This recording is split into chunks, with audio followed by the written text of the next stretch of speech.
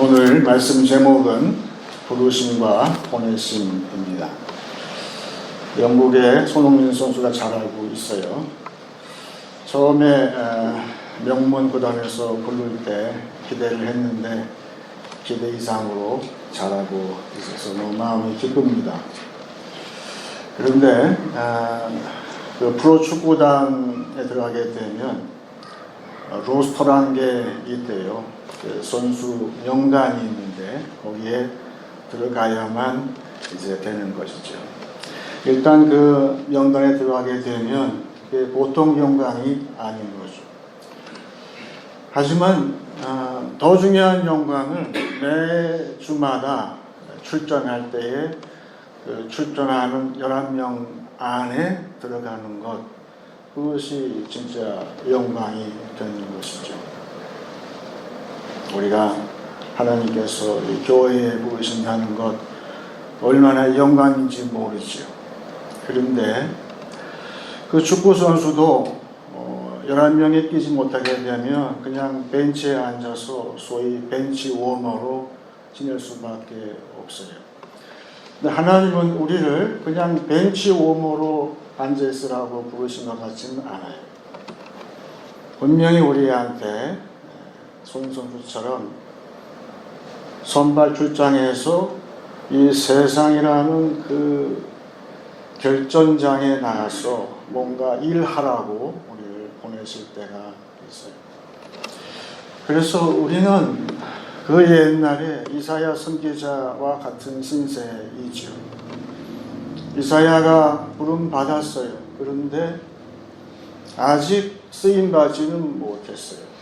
그런데 어느 날 하나님이 이사야를 보내시려고 하는데 놀랍게도 하나님이 이사야를 보내시는 그 전투하는 그런 경기장은 참 상황이 어려운 그런 상황이라고 성경은 이야기를 해요.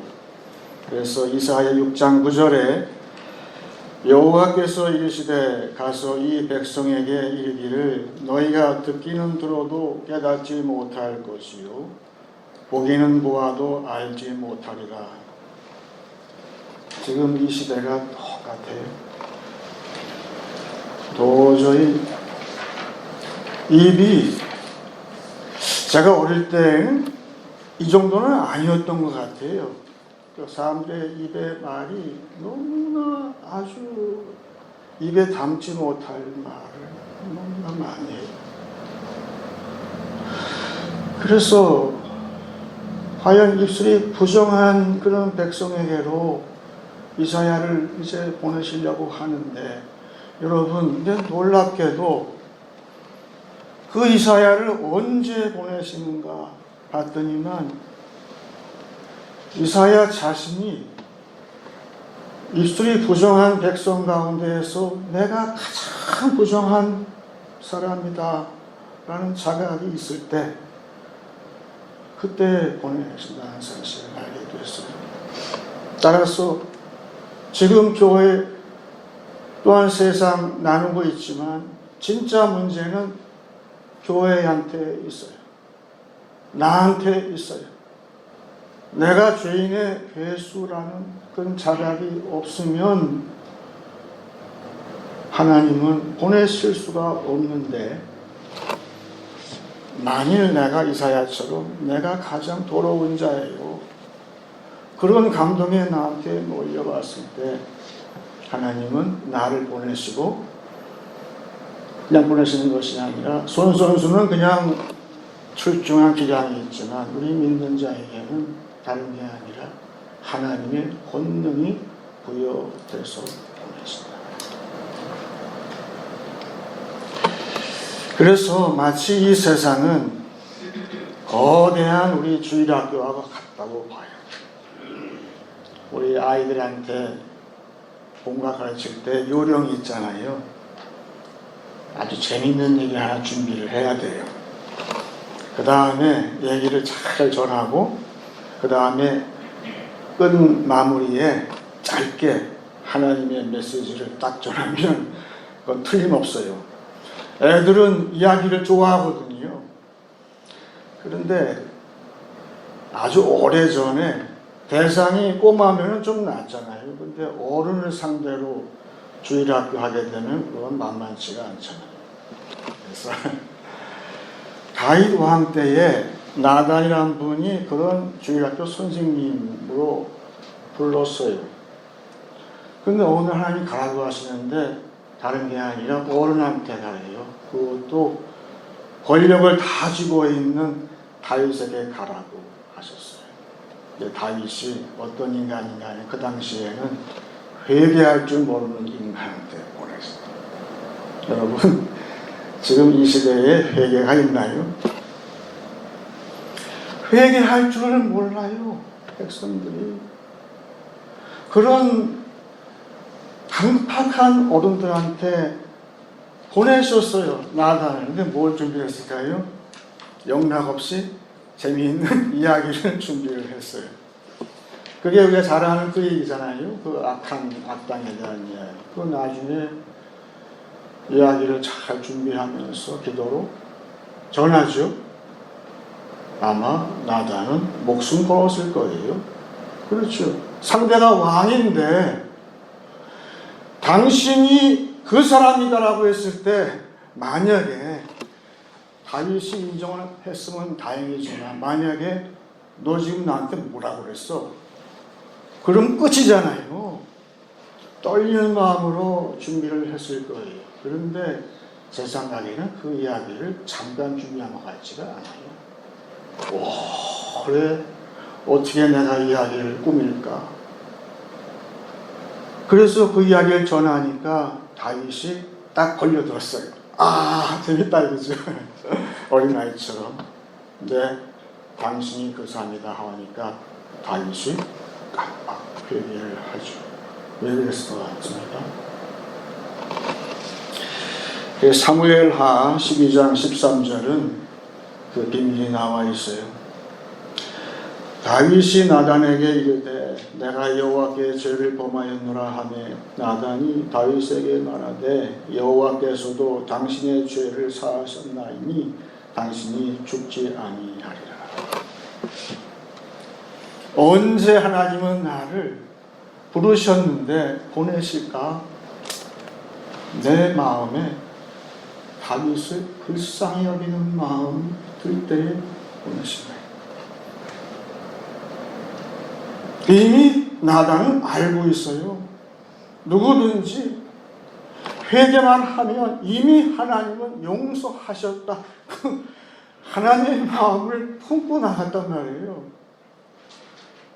그러니까 우리가 그 이야기를 준비하는 동안에 저쪽 상대, 이 세상의 모든 회개하지 못하는 백성도 사실은 하나님께서 준비하시는지도 몰라요. 그래서 제 생각을 해보니까 그 유명한 시편 32편은 다윗의 회개의 시라고 했는데 나단이 그 이야기를 준비할 때, 기도로 준비할 때 다윗의 마음이 그렇지 않았을까? 내가 뭔가 문제가 있는데 그 답답한 마음으로 하나님이 누르시는데 진액에 화해서 여러분 감천되는 그런 고통을 겪으면서 두 사람이 딱 만났을 때 그 역사가 일어난다는 사실을 알게 됐습니다.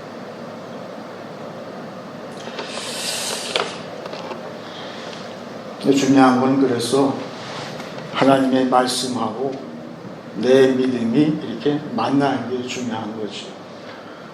소위 얘기해서 인카운터 용어로 아니면 능력으로 전한 하나님의 메시지하고 성도의 믿음이 트랜스액션 되는 게 제일 중요하지 않겠어요? 그게 교회에서 이루어지는 것이죠. 그래서 오늘 본문 말씀은 다 아시는 말씀이지만 고넬료 집사의 이야기. 고넬료 집사는 우리처럼 교회 일 다 아는 사람들이에요. 믿음도 있어요. 성령도 많이 알아요. 그런데 내 마음에 지금 뭔가가 부족한 거예요. 이 양반은. 나는 겉모습은 좀 멀쩡해요. 교회 생활 다 잘하고 있어요. 근데 내 마음에 한 가지 빠진 게 이게 뭔지 모르는 거예요. 그래서 저기 멀리 있는 베드로를 초대를 하잖아요. 하나님이 베드로를 사도로 이미 임명하셨잖아요.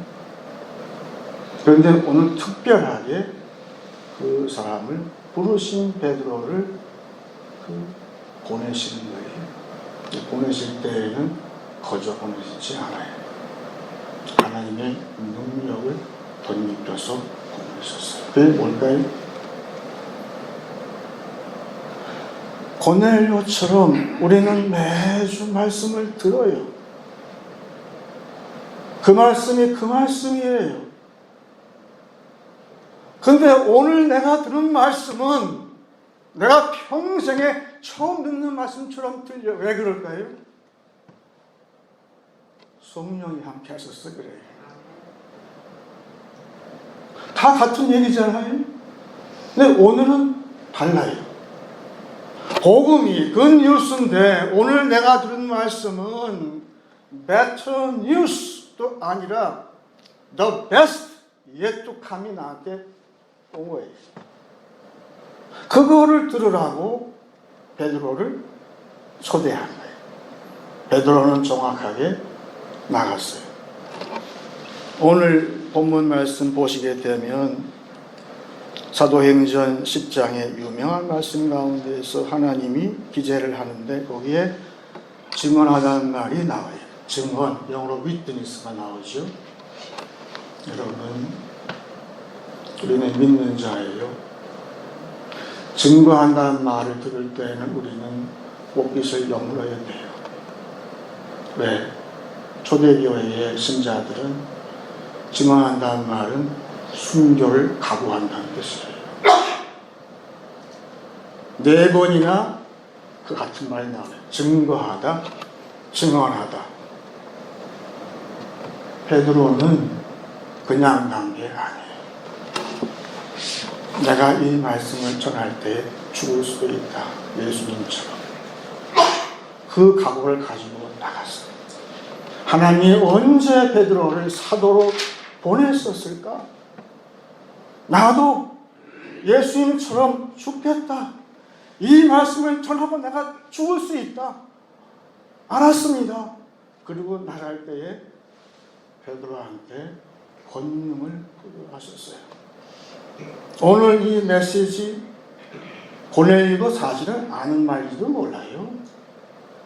하지만 여기에는 베드로 사도의 그 권능이 역사했고 그리고 그것이 트랜스액션이 됐어요. 그래서 고넬료는 기왕에 교회 일을 열심히 했겠지요. 그 당시 회당에서. 근데 하나님은 그 일보다 더 좋은 일을 이제 맡기시기 원했던 거예요. 고넬료가 지금 안타까운 마음은 우리 자신이 지금 뭔가 내가 교회 생활을 해도 뭔가 내가 아쉬운 게 뭘까? 그것은 교회를 세우는 거예요. 내가 벤치 왼 워머가 아니라 이제부터는 내가 교회를 세우는 고넬료 이후에 고넬료의 이름이 성경에 나왔다는 뜻은 아마도 제 짐작은 고넬료 집사가 이 이후로 교회를 세우는데 헌신했다라는 그렇게 믿어요. 제일 중요한 하나님 기뻐하시는 것. 사람이 기뻐하는 것이 아니라 하나님이 기뻐하시는 것. 뭐지요? 교회를 세우는 것. 서로 세워주는 것.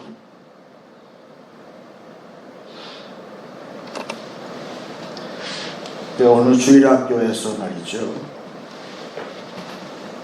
교사가 창세기 1장을 가르쳤어요. 다 가르친 다음에 이제 복습 삼아서 질문을 해봤어요. 여러분, 하나님이 첫째 날 뭐 하셨죠? 손 들고 대답해요. 많은 꼬마들이. 그러면 둘째 날은 뭐 하셨지요? 약간 좀 줄어서 손이 올라가는 게. 근데 맞췄어요. 잘했다고 했어요. 그러면 셋째 날 뭘 하셨지? 다들 조용해. 기억이 안 나요. 그런데 어떤 한 꼬마가 손을 번쩍 들었어요. 하나님이 부활하셨습니다.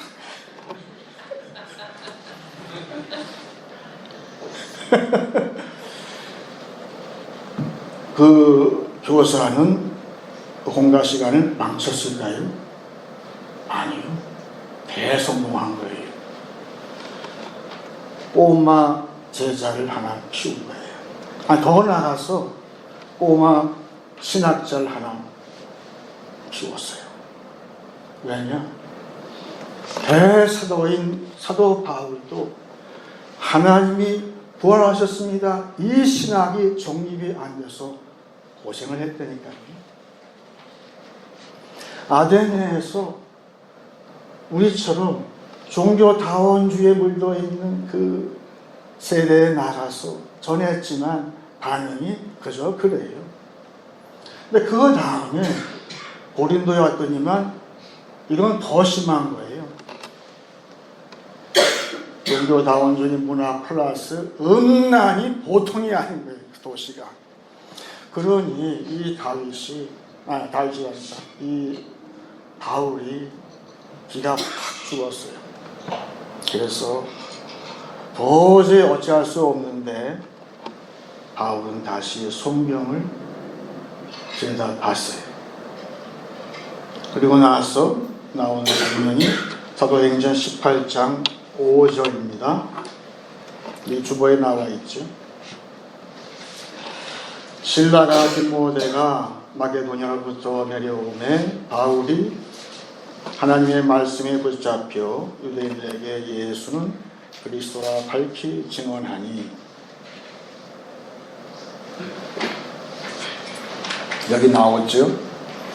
예수는 그리스도라. 유대인들이 이해 못하는 게 한 가지가 있어요. 어떻게 전능하신 하나님이 죽냐? 십자가에 달릴 수 있냐? 도무지 이해를 못해요. 그런데 바울은 깨달았어요.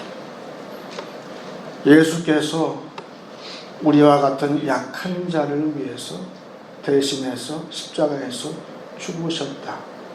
메시아 맞아. 죽음당한 메시아가 맞다. 그런데 성령의 권능으로 제3일에 다시 살아나셨다. 다시 사신 하나님, 부활하신 하나님, 이것이 딱 머리에 딱 치는 거예요. 근데 그 이후로는 바울은 절대 약해지지 않았어요. 아, 이거로구나. 그거를 얘기했을 때 유대인들도 듣고 종교다운지 아니라 그 이상의 모든 세상에 입술이 부정한 백성, 회개하지 않는 모든 세대한테 다윗은 담대하게 외쳤어요. 왜 그랬을까요? 확신이 있으니까. 죽으신, 십자가에 죽으신 예수는 곧 부활하신 하나님, 전능하신, 구약의 하나님은 전능자 하나님, 엘샤다이라고 하잖아요. 그걸 아는 거예요. 아, 하나님은 전능. 근데 오늘 본문을 보니까, 오늘 본문 돌아보세요. 42절에 우리에게 명하사 백성에게 전도하되 하나님이 살아있는 자와 죽은 자의 재판장으로 정하신 자가 곧 이 사람인 것을 증언하게 하셨고. 여기 또 증언 나오죠. 예수가 누굽니까? 십자가에서 연약하게 죽으셨어요. 우리를 위해서, 우리 대신. 그런데 부활하신 예수님은 더 이상 연약하지 않대요. 누구죠? 선악간의 재판장이라고 하셨어요. 여러분, 지금 종교다원주, 모든 극악한 모든 아이디어, 이데올로기, 그런 세상에 나가서 우리가 외칠 말은 딱 한 가지예요. 그래, 하지만 이거 알아라. 부활하신 예수는 우리 모두의 재판장이다. 심판주란 말이에요. 이제는.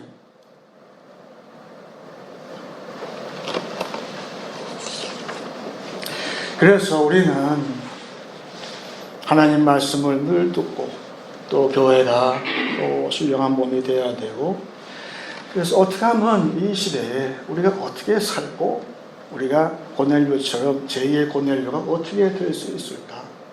혹은 이 강단이 제2의 베드로가 어떻게 될 수 있을까? 그 비결은 뭘까? 그 유명한 화가 조각가 미켈란젤로가 있었잖아요. 근데 그분한테 제자 한 명이 있었는데 이 제자는 허구한 날 십자가에 달린 예수만 그리고 있어요. 그랬더니 이 스승이 하는 말이, 자네는 어떻게 된 사람이 매번 십자가에 예수만 그리려고 애쓰나 이제는 부활하신 예수님 좀 그려보게. 왜냐하면 부활하신 예수 가운데 우리의 모든 것이 있고 우리의 생명이 있지 않은 그 예수를 그려보게 그랬다고 해요. 예, 근데 우리 십자가에 달린 예수, 고난당한 예수는 우리가 어느 정도 그릴 수가 있어요. 내가 당하고 있는 각자의 고난 가운데에서 내가 인내함으로써 그 예수님은 어느 정도는 커버할 수 있잖아요. 그렇죠? 안 그렇습니까? 그런데 부활하신 심판주 되시는 예수의 모습은 우리가 그릴 수가 없어요. 왜? 그것은 내 몫이 아니라 성령의 몫이기 때문에 그래요.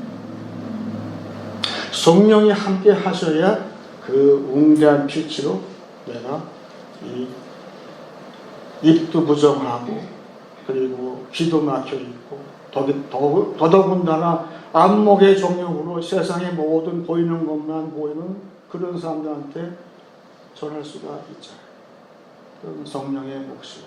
그런데 오늘 마지막으로 베드로는 통해서 우리한테 주시는 그 비결이 나와 있어요. 41절 그 전거를 보시면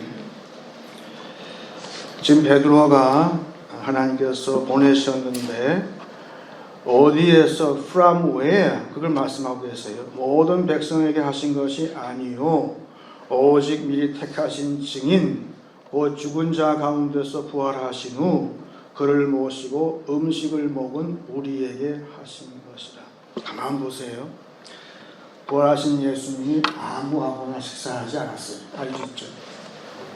특별히 한 명 빼곤 11명의 제자들하고만 식사하셨어요. 왜 그랬을 것 같습니까? 십자가 전에도 그들과 식사 교제를 하셨어요. 똑같이 부활하신 후에도 그들과 같이 식사를 나눴어요. 그게 교회예요. 매주 우리의 모임이 교회의 어려움을 통해서 고난당한 예수의 몸이 될 뿐더러 또한 교회의 몸은 부활하신 예수의 그 몸도 된다. 특별히 부활절 이후에 우리의 지체는 지상에 있는 지체 같지만 이 지체는 하늘의 천상의 교회의 연속이에요. 우리의 몸은 그런 신령한 몸이에요. 그거 이해하세요?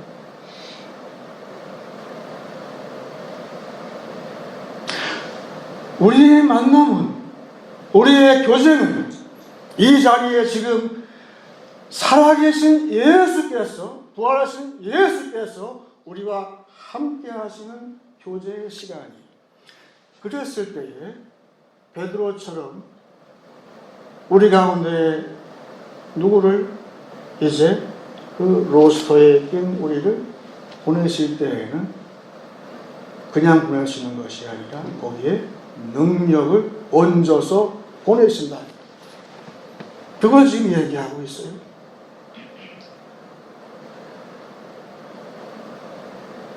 그래서 우리의 모임은 이제 완전히 매주 완전히 새로워져.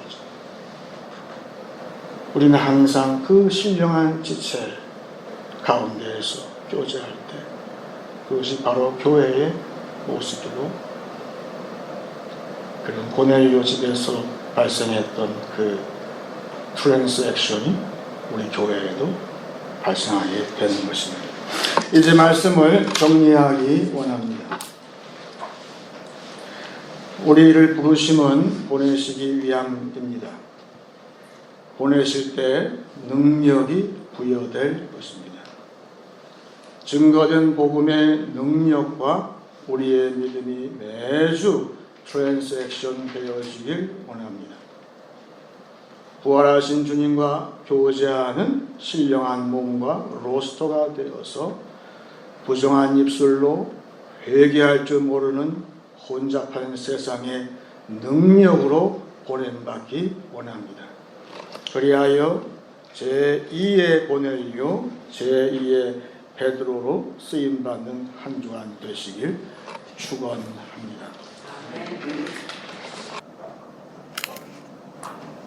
찬송 505장 하겠습니다.